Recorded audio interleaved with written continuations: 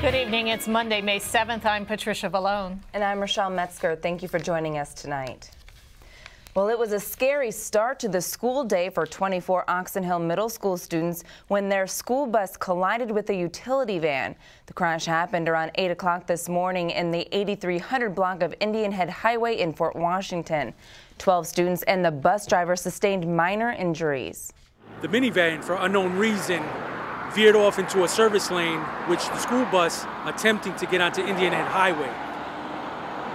As for the driver of the minivan, he was actually pinned in the vehicle until the fire department responded to get him out.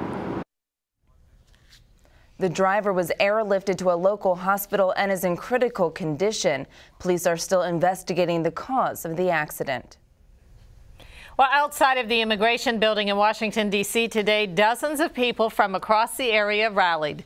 They're upset, and some even called for the resignation of one of President Obama's cabinet secretaries. Denise Douglas explains and shows us what went on. You can see that some local Hispanic families are rallying right here outside of the immigration building. That is because they say that the administration isn't holding up its part of the bargain when it comes to an immigration policy. A very strong message coming from these protesters to the President and Homeland Security Secretary Janet Napolitano today. We want justice, they say. Several dozen Latinos facing deportation, their families and supporters gathered to tell their stories. Así como el caso de mi hijo, hay muchos jóvenes, muchas familias que tratan de sacar adelante sus hijos. Josefa Silverio says her 18-year-old son may never get to attend college or achieve a better life. After a traffic stop a few months ago, his name was handed over to immigration. He could now be sent back to Mexico. El sueño que tengo no lo voy a poder realizar porque lo quiero realizar aquí, porque en mi país la economía está muy baja. Chagala says there are less opportunities in Mexico. He might never get to realize his goals.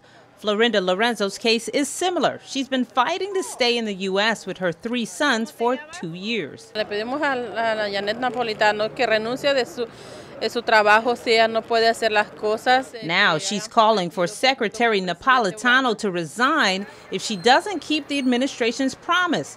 Last year, Napolitano announced they would give leniency to people in certain categories like students and victims of domestic violence and focus on deporting criminals and other high-priority cases.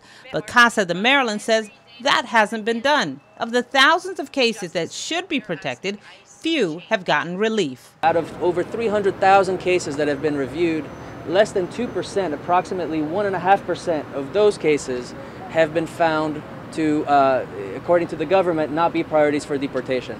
This number is, it's a shame. It's so low.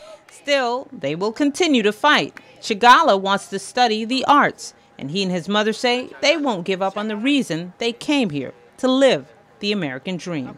Yo confío en Dios. I'm confident in God and the justice system, she says. I think we'll get the help we need. Similar rallies are being held in Chicago, New York, Boston, and San Francisco. I'm Denise Douglas, CTV News. And Casa de Maryland says the organization is also meeting with lawmakers on Capitol Hill to help those facing deportation. Exactly 1 week from today, Maryland lawmakers will make their way back to Annapolis for a special session. The General Assembly is being called back to make changes to a budget that left the state with $500 million in cuts that largely target education and public services. Meanwhile, the group Americans for Prosperity Maryland opposed the session, calling it an unnecessary attempt to increase government spending. Director Nick Lawfer says the group's online petition has collected thousands of signatures. We've had thousands of people sign our nospecialsession.com petition. It's a bipartisan coalition of people who are saying, I can't afford to give anything more. I can't afford it. My family's budget's already hurting enough. Stop the spending, stop the taxes. Stay home, Maryland's better off. And people, Democrats, Republicans, both agree with that statement.